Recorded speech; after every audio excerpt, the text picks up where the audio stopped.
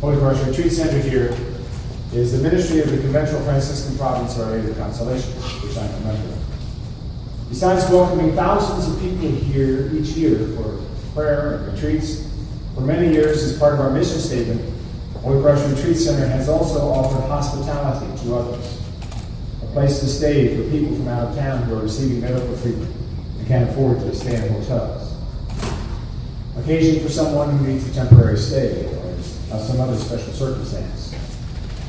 From November 2016 through January 2017, we also welcomed 67 adults and 77 children who were refugees from Guatemala, Honduras, and El Salvador. They were victims of violence or extreme poverty and arrived with almost nothing. With the help of volunteers, we provided a room, meals, clothes, toiletries, assistance arranging travel to family members, and a safe and pleasant atmosphere.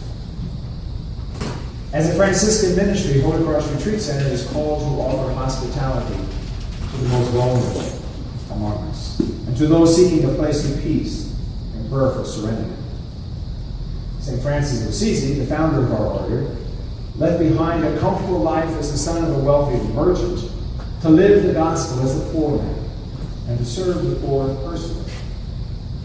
He also showed great compassion in caring for the lepers, those most alienated by society in his time.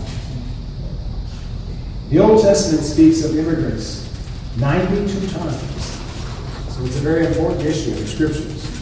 And the New Testament in the book of Hebrews says, "Do not neglect hospitality, for through it some have unknowingly entertained angels." The actions of Jesus were grounded in his faith, and he often reached out to the sick, the hungry, to those alienated because they were from a different region. Jesus also gave us the example of the Good Samaritan, who cared for the man left along the road by robbers, perhaps without even asking where he was from or who he was, and provided him with healing and comfort and hospitality.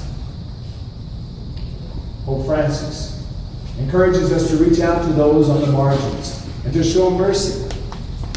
He has appealed for the needs of the refugees at Lampedusa and other areas, and provided housing, food, and a welcome to the homeless people in the area of the Vatican.